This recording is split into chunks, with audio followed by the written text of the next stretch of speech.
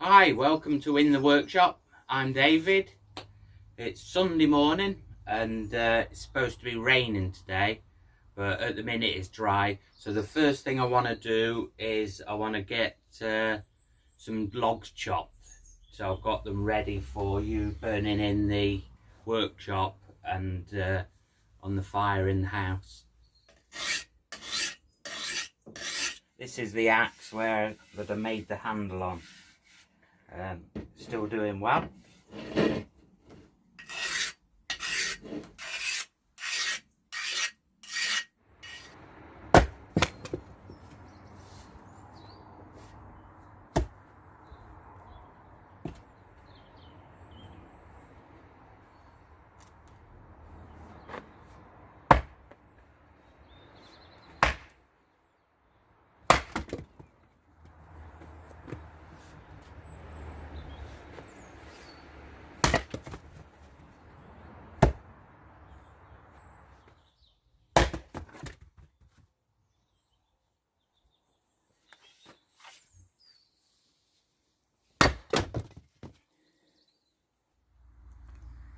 So at least we've got a few logs now to get us started when it starts getting a bit chilly.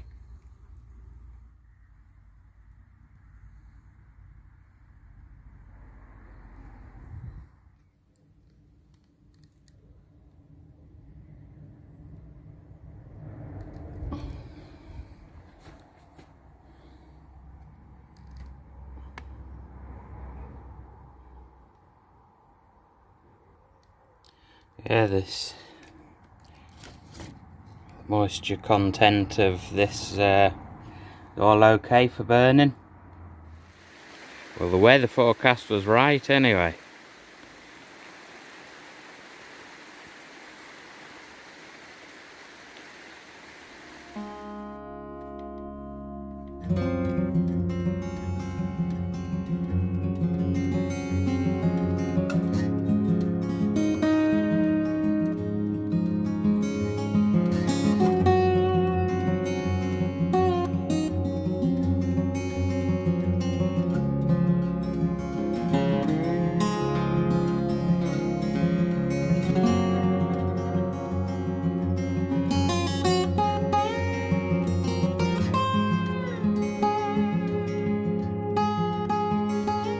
What I'm on with here is on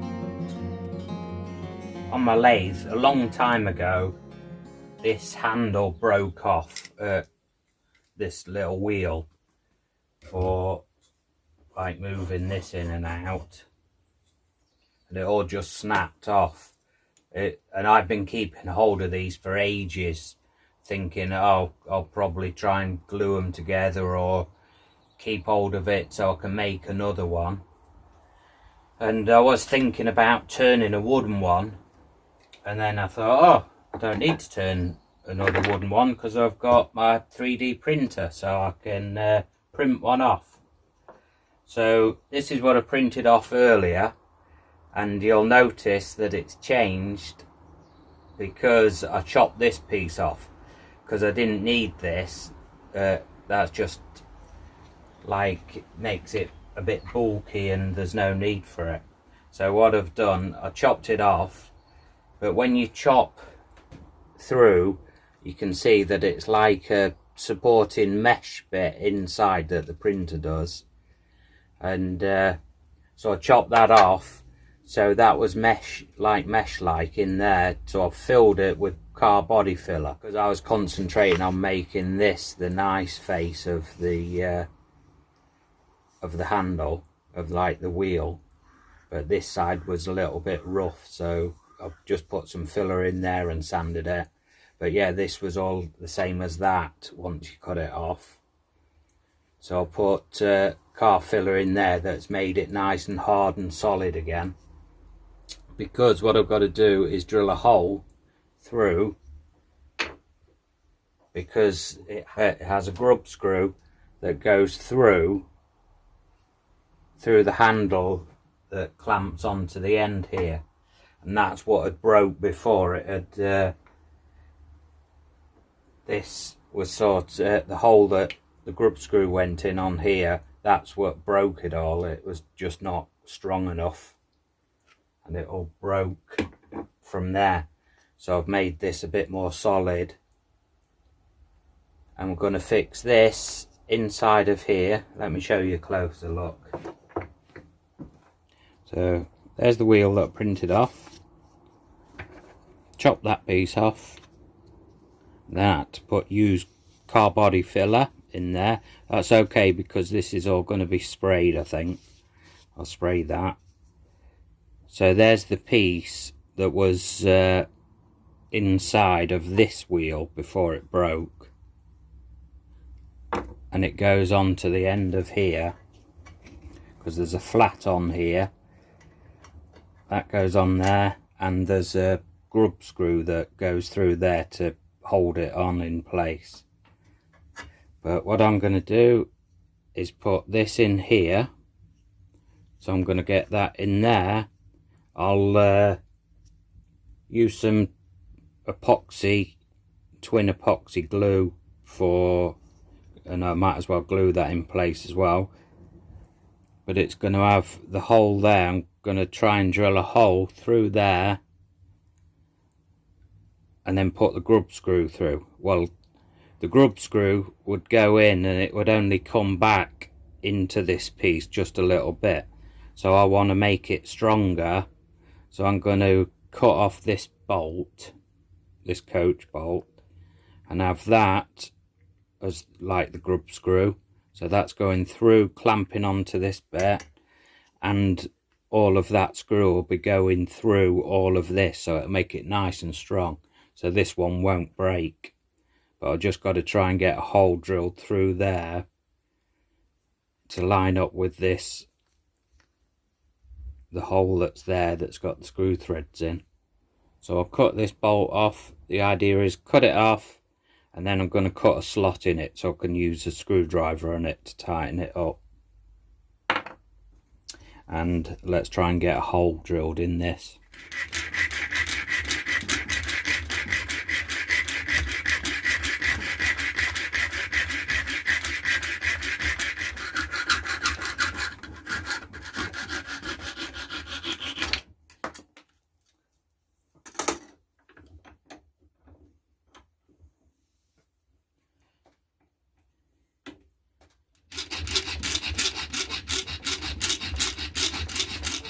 That should do now. There's a slot now for a screwdriver to do that up.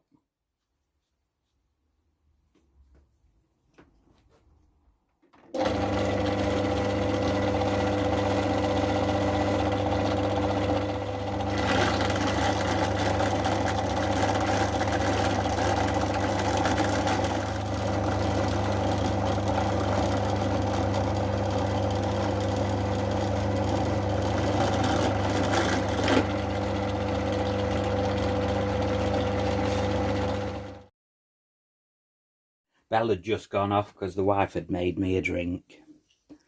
Nice cappuccino. Okay, so we've got... I've drilled just a little small hole, so now I can drill this by hand now. We've got a hole through there for a start.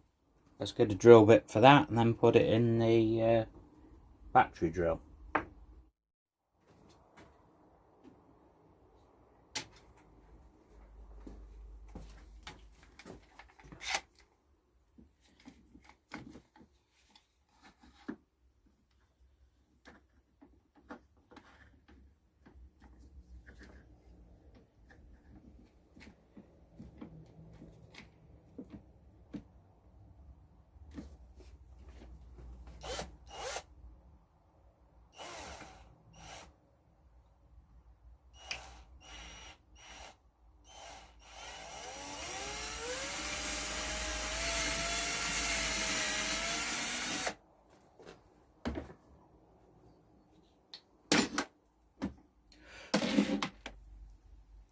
I'm going to use this JB weld.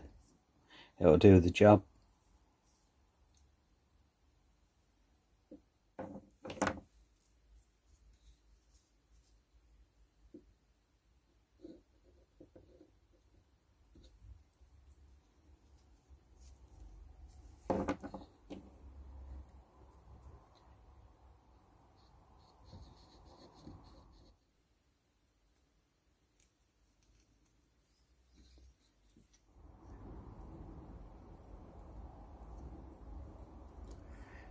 There we go. So we put JB weld in there. Epoxy would do the same. Kept well away from the screw going through because I don't want that to be set in here so I can't move it. It'd be set in the threads and I won't be able to undo it again. So push that into there.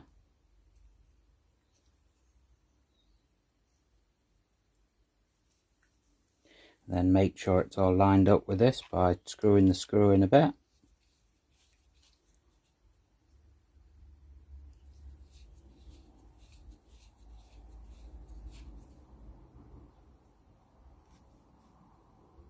There we go.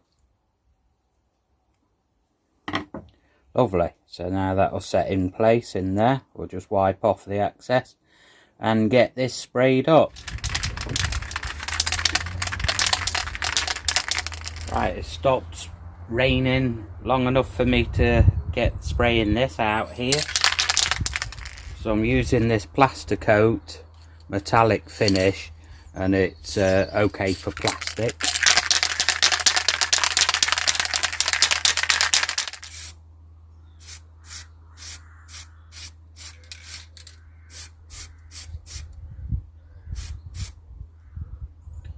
Give this all a sanding so it's got a good key, the paint stick.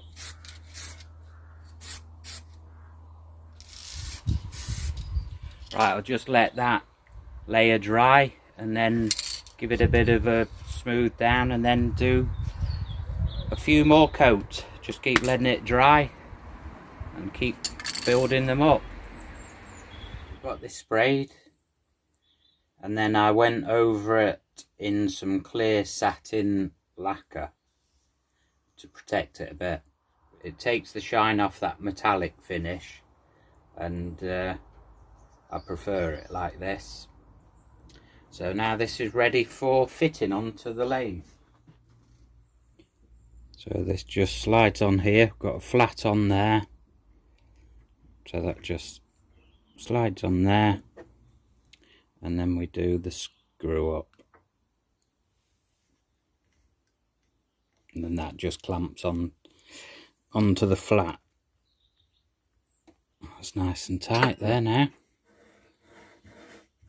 As you can see on here, these have got little flats because this isn't perfectly round. It's made up of a lot of flats, so it's got a lot of sides on there, so it gives a bit of grip, so you got a good grip on there. But yeah, that's going to be loads stronger than the one that was on there before. So now I can just wind it in and then just tighten that up. Lovely.